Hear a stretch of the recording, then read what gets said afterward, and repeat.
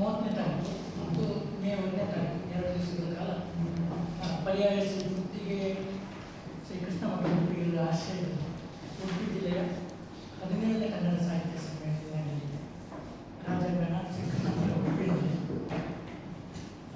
ಬೆಳಿಗ್ಗೆ 8:30ಕ್ಕೆ ಧ್ವಜಾರೋಹಣವನ್ನು ನಗರಸಭಾ ಅಧ್ಯಕ್ಷರಾದಂತಹ ಪ್ರಭಾಕರ್ ಪೂಜಾರಿ ಅವರು ನೆರವೇರಿಸಿದ್ದಾರೆ.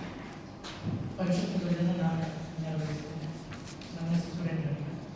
ಹಾಗೆ ಧ್ವಜಾರೋಹಣ ಆದ ನಂತರ ಸಮ್ಮೇಳನಾಧ್ಯಕ್ಷರನ್ನ ಎದುರುಗೊಳ್ಳುತ್ತೀವಿ. ಆ ಸಂದರ್ಭದಲ್ಲಿ ಧರ್ಮಸ್ಥಳ ಗ್ರಾಮೀಣಾಭಿವೃದ್ಧಿಯ ನಮಗೆ ಸಹಕಾರ ನೀಡುತ್ತಿದೆ ಮತ್ತು ಕನ್ನಡ ಸಂಸ್ಥೆ ಇಲಾಖೆ ಕೂಡ ಸಹಕಾರ ನೀಡುತ್ತದೆ. ನರಸಿಂಹಮೂರ್ತಿರವರು ನಿರ್ವಹಣೆ ಮಾಡ್ತಾರೆ. ಆ ಸಂದರ್ಭದಲ್ಲಿ ವಿಪಂಚಿ ಬಳಗದವರಿಂದ ವೀಣಾವಾಣಿ ಕಾರ್ಯಕ್ರಮಗಳು ಅಲ್ಲಿ ರಾಜ್ಯಾಂಗದಲ್ಲಿ ನಡೀತಾ ಇರ್ತದೆ. ಅದಾದ್ಮೇಲೆ ಉದ್ಘಾಟನೆ ಸಮಾರಂಭ. ಅದು ಉದ್ಘಾಟನೆ ಸಮಾರಂಭ 9:45ಕ್ಕೆ ಪ್ರಾರಂಭ ಆಗ್ತದೆ.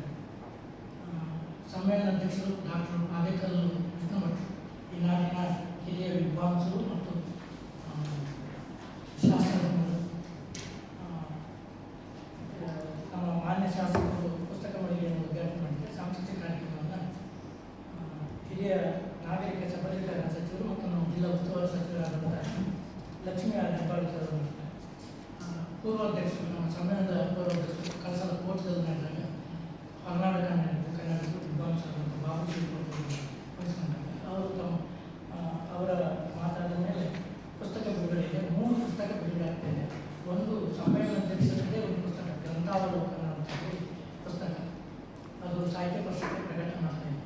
ಆಮೇಲೆ ಡಾಕ್ಟರ್ ಮಂಜುನಾಥ್ ಕರ್ದು ಅವರ ಕೆಂಪು ಚುಕ್ಕಿ ಭಾವನೆಗೆ ಅಂತ ಒಂದು ಪುಸ್ತಕ, ಮತ್ತು ಪೂರ್ಣೇಶ ಶಿವಪುರ ಅವರದ್ದು ಪೂರ್ಣಕುಮಾರಿ ಅಂತ ಪುಸ್ತಕ, ಮತ್ತು ಕಥೆಗಳು ಸುರೇಶ್ ಶೆಟ್ಟಿ ಅವರು, ಡಾಕ್ಟರ್ ಜಿ ಶಂಕರ್ ಅವರು, ಪ್ರಮೋದ್ ಮೋದರಾಜ್ ಅವರು, ಪ್ರಭಾಕರ್ ಪೂಜಾರಿ, ಅಲ್ಲಿ 4 ಅಂತ